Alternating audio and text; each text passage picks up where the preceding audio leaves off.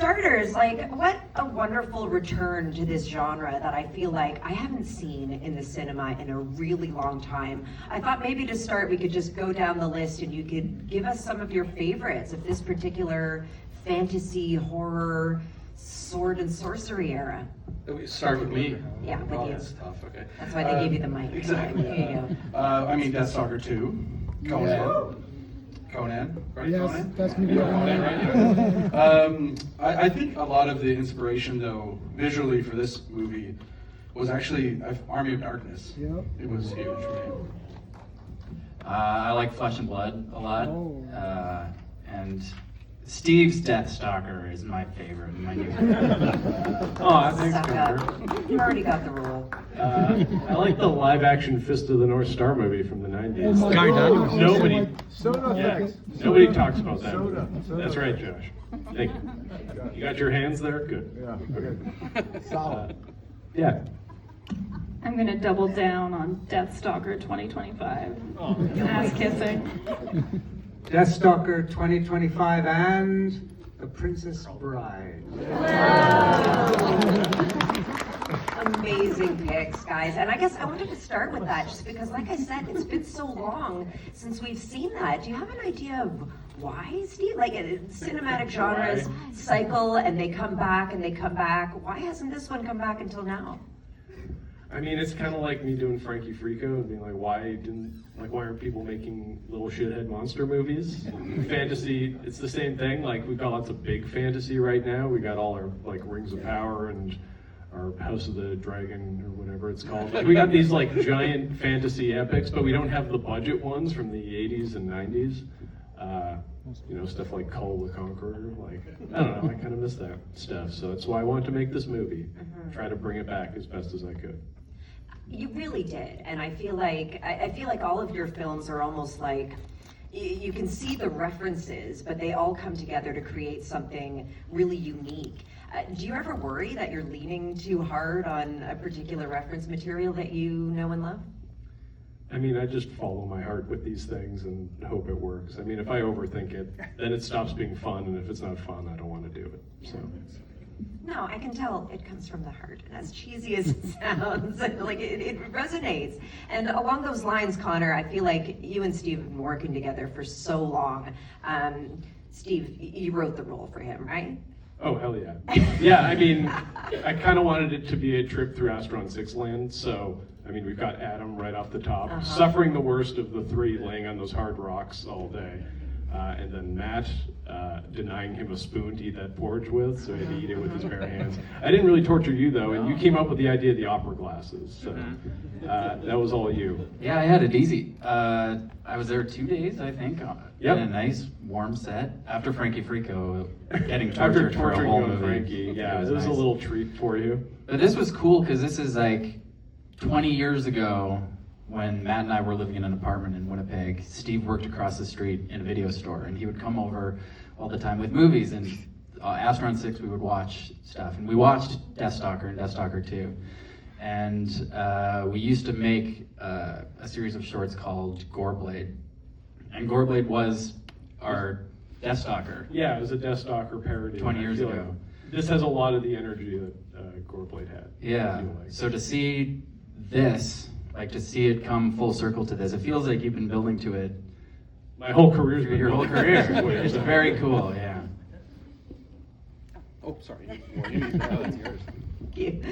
So my next question is again for all of you, and I'd like to maybe start with Nicholas, and we can go down. But I know it can be very tricky when you're working with special effects for actors to work with special effects because you're playing off of nothing, something that's going to be added digitally after the fact. But what are some of the unique challenges associated with playing off of rubber guys? I would say just follow instructions. Do what you're told. I did throw in a few ad libs. I think you got me, or you missed me. I think that was an ad lib. And did I say what the fuck was that? Yeah. 100%. Sorry. But basically, just follow instructions. You know, you're there to serve the structure, the architecture of the film. Okay, so on the heels of that, Steve, you're open to ad libs. You let the actors. Did you have any, Christina? Oh boy, I don't know if I ad-libbed too much because it was my first time diving into this genre, but similar to what Nick was saying, like if you're just listening to what Steve is saying, like there was one part with like the big rock man, and it's supposed to dissolve and crumble, and Steve was painting that picture really quickly and clearly. He's like, okay, and then it's gonna do this, and then it's gonna do that, but just put it in your head and it'll happen. And I was like, okay, great. He's like, and then jump over it. And I was like, yeah, Steve is very clear about what he's looking for, so if you just trust what he's doing, we'll get it. I just want to give a big shout out to Nicholas, that moment where you're just screaming "come" over and over again as the big monster is approaching you. Anyone who says this movie isn't horny is clearly not paying attention. Yeah. Made up for the lack of thongs. And what about you, Andy? What is it like to shoot creatures? Like, what are some of the unique challenges associated with that? Yeah, I feel like I got a real, I shot Psycho Gorman as well, so I got a kind of a crash course in Steve style. I love it. I love shooting creatures. It's always like a really, a lot of the times, it's inserts we get later, so I actually find it like almost a more relaxing experience. Like you just can really like sit in and focus and make the inserts of creatures and things like that as beautiful as possible. Awesome. Well, you sure pulled it off. Audience questions? Why not? Right there, Greg. Love the film, and the song from Deathstalker 2, the theme from Deathstalker 2 is my favorite song of all time. The most important song of my life. When you were making this film, was it always your intention to be like, we're gonna get Chuck Serino and Slash, and we're gonna have the theme from Deathstalker 2 playing throughout this movie? I mean, my hope was to have the song playing throughout, and obviously I was telling Blitz Berlin right off the top that it needed to be worked into the score for the film, and big props to Slash and to Raven Banner working with him to get Bear McCreary on board, and they just kind of put this song together. It got sent to me. I didn't really know it was in the works. It just showed up, and they're like, "Hey, here's this awesome song." And so it was a wicked surprise that I then passed to Blitz Berlin and was like, "Can you integrate this into the whole movie? Because it friggin' rocks." So yeah, they took the song and they obviously the whole thing plays over the end credits, but they actually took bits of it and wove it throughout the film as well, and took out some of Slash's tasty licks and put them throughout the film as well. So yeah, in conclusion, Deathstalker 2 theme is the best. I listen to it when I'm driving in the car all the time, and you should too. So speaking of Bear McCreary, what was it he was playing in that? That's not the apprehension engine. I was wondering myself with that contraption. It looked like that cosmic key from Masters of the Universe. Anyone know? It's a hurdy-gurdy. Oh, A hurdy. it's a hurdy-gurdy. A hurdy-gurdy. A hurdy-gurdy. A hurly-burly. A hurly-burly, that's a real thing. Whirly-birdie. Another question? I saw another hand go up, right here, mustache.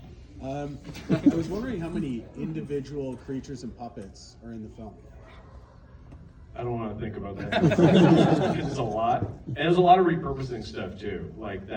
The nice frog that we see early on got repurposed as an evil frog later on. Big shout out to my creature effects team for doing all that repurposing. One of the, and just making all the amazing monsters in this film. Because obviously it was a huge build, and this big of a build with this much of a budget, so we really had to stretch it. And it was a lot of taking a thing, shooting it out, and then turning it into something else later. Like the swamp monster with the titties, that one got turned into one of the rock guys. It's off in the distance in that one scene. I just glued some foam rocks to it, and it was in silhouette, so you can't really see it. Pretty authentic Roger Corman repurposing, I would think. So, yeah. Sorry, I don't have a hard number for you. Maybe in a few months, when I've recovered, I'll actually go through and map it out. But it's a lot. Number 6. So speaking of Corman, this is a remake. Sort of a You didn't sequel, know. I would say. Okay. Well, so what I was going to ask you was, we got an interview with you about this film in the Halloween issue of Rue Morgue, which I happen to have right here. Weird. And you mentioned that in watching the original, there were some aspects of the film that you didn't think would fly in 2025? What kind of aspects? Well, you tell me. I'm asking you. I haven't seen it. I don't know. Wait, what? You haven't seen Deathstalker? Well, you saw this one. So I saw it's this okay. one. So my question is, how did you decide what to keep, what to change, what to do? I really just wanted to keep the energy of Deathstalker 2 more than anything. I just think that's a super fun movie. So why am I blanking on the director right now? Somebody shows Jim Wynorski, yes. Wynorski rocks. Return of Swamp Thing is amazing. Yes. Chopping Mall, and Yes. all that. He's one of my favorites. So he just knows how to make a fun movie with a good pace and good energy and a fun dynamic. So I wanted to emulate that as much as possible with this film. Part of the reason I gravitated towards making this movie and tackling this franchise was that each movie is kind of its own thing, and I like that idea of being able to just mess around in that sandbox and not be too locked into like, oh, it's got to have these things. Like, I can make a Steve Kostanski movie in that universe, and it won't feel out of place because each one's got its own personality and its own flavor. So, yeah. More questions? Yes, right there. I'm a really big fan of like the voice that you did. Right on. How does like the production of this one compare like that or like something like VHS that you did? I mean, this one had horses. What else? I mean, I learned a lot on The Void. That was a real crash course in creature effects heavy movies with a little bit of a budget and an actual crew. So I took a lot of those lessons and they translated into this project pretty well. And yeah, like Andy was saying, the whole like shooting principal photography and then doing a bunch of insert days with effects after the fact. That was something that happened a lot on The Void, and so that was the model I emulated with this, was knowing that all our tight close-ups of like Joe Tech's hand pushing out of his stump, like that kind of stuff, we shoot that after the fact at the shop, and focus on your cast and your big locations and stuff during principal photography, and then do all the little bits later. So yeah, took a lot of lessons from The Void, and they carried over into all my subsequent movies, Psycho Gorman, Frankie Freako, Leprechaun. One more from the audience, right there. Curious about the audition process for Deathstalker. Did you always have Daniel Bernhardt in mind, or was it because you saw him in Bloodsport 3? No, it was because I saw him in Bloodsport 4, The Dark Kumite. Maybe my favorite Bloodsport. But no, I've been a fan for years. I love him in Mortal Kombat Conquest. And yeah, I don't know if you could tell I'm pulling a bit of Mortal Kombat with this movie. Yeah, I don't know, I've just always liked him, thought he was super charming and a like great martial artist. And yeah, I just wanted to put him in something. So I had him rattling around in my brain as I was writing this, and then big props to Michael at Raven Banner, who worked with Daniel on a film that shot here like 20 years ago. What was it called, like G2 or something? Gladiator Cop 2, I think. Gladiator Cop. So yeah, Michael put us in touch, and we had a Zoom, and we just instantly connected and became fast friends. Even though we're like wildly different personalities, somehow we just really bonded on the idea of making this movie. And yeah, after that, I just did not have anyone else in mind at all. I just liked the idea of Daniel up on the screen. Dan Stalker, as I called him. Killed it.